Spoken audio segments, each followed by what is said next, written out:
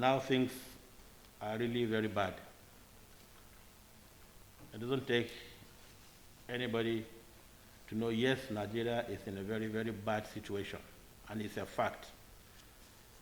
And I'm happy to hear the two leaders of the National Assembly saying that personally and in public.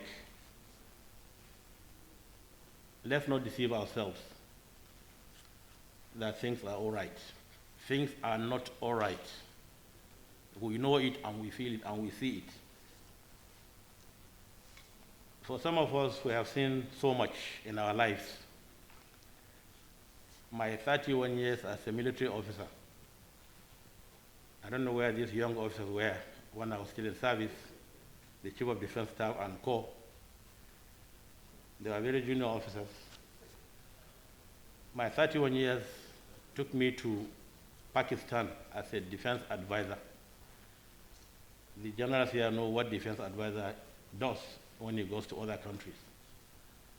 And I covered Pakistan, Iran, Iraq, Saudi Arabia, United Arab Emirates, that's the Gulf states, for 3 years.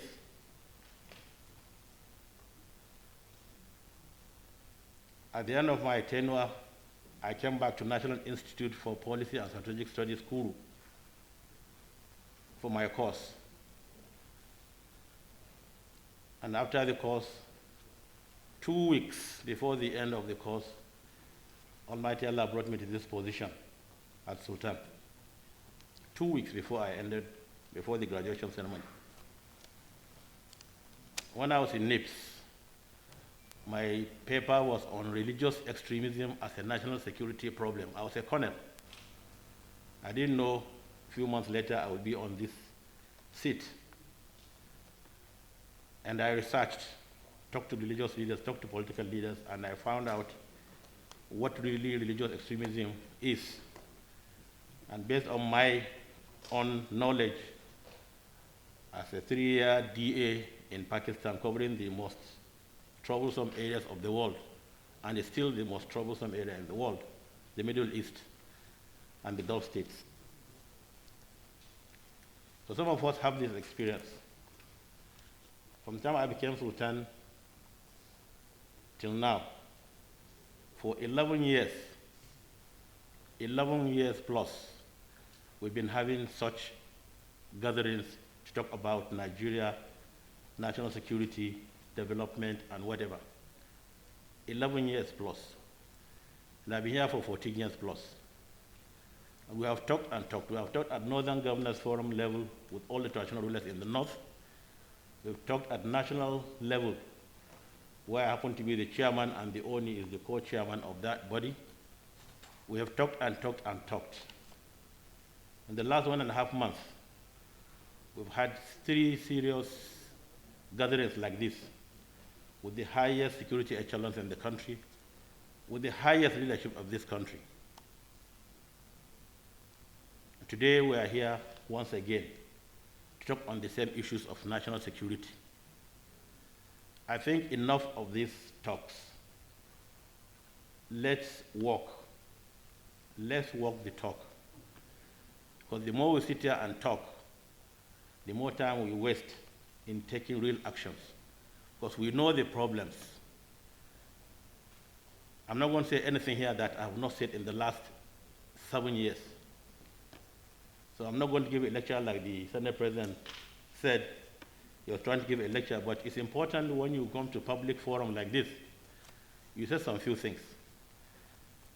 I wish this gathering is a very formal one where you don't have media, so that I can discuss some of these issues very, very well. You know the problems.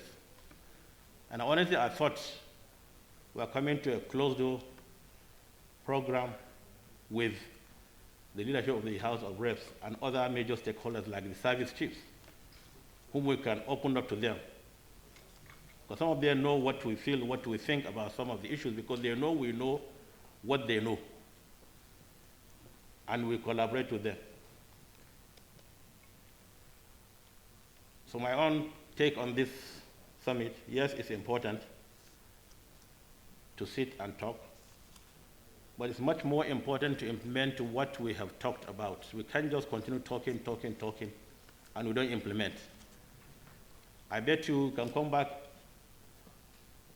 3 or 4 months later for another security summit. We will discuss the same things we are going to discuss today, because we don't implement. But it's good that we have such a forum, and I want to thank the speaker for thinking out loud to convene this program. At least we are together from various parts of the country, and it's important that we keep on sitting together to talk. Yes, let's talk. Let's see one another. Let's greet one another, so that will exude hope in the masses that their leaders are talking. But behind the talk, let's go back to serious issues of implementing whatever comes out from such forum, and with honesty, sincerity, and fear of God. Because so many things we do, so many things our leaders do, you say one thing today, tomorrow you change.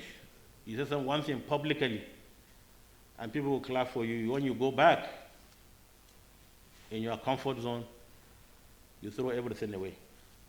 That's why I say with fear of God, because whatever you do, God is seeing you. You don't see him, but he sees you.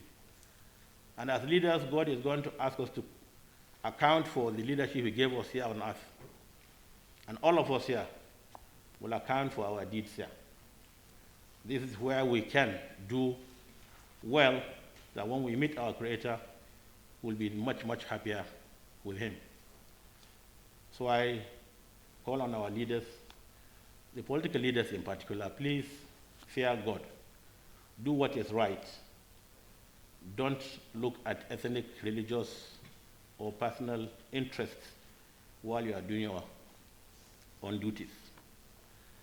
You've had so many resolutions on the floor of the House. How many of them have been implemented? You need to sit down and talk. You pass resolutions, executive, legislature, have they implemented some of those things? Because you are the eyes and ears and mouths of the common man. But the common man voted for you. They didn't vote for you to come to Abuja and see the beautiful buildings and roads that we don't have in our villages. So know that it's a responsibility placed on you by Almighty Allah. You will account for it. It's high time we put aside all the ethnic and religious profiling, which was incidentally was our theme for our Interreligious Council meeting, quarterly meeting last week, Wednesday. Ethnic and religious profiling. But that's the issue. Whatever happens, the first thing is they'll say a Fulani herdsman. Whatever happens, they say, but when it comes to terms of banditry or whatever it is, there's no, like some of you have already said, stop profiling criminals. Call them by their name, criminals. And then we'll be much happier. Because no ethnic bloc or religious bloc will be happy when every day you keep on calling his own side of the coin the very, very bad one. Even when you know that you are much, much more in number, the good ones are much, much more in number.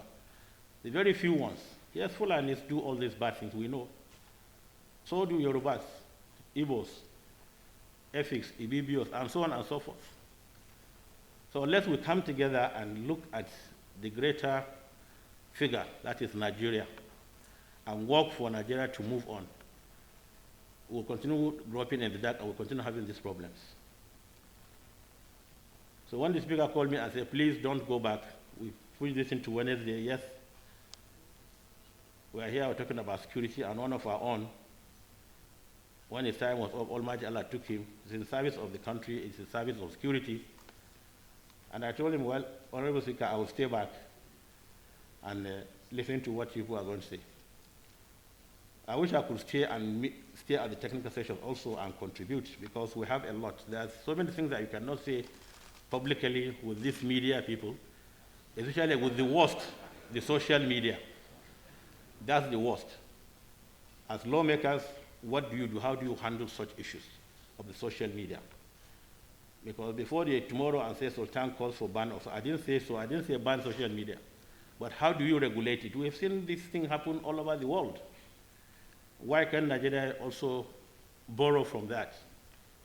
See how we can safeguard our national security for the national interest instead of the individual or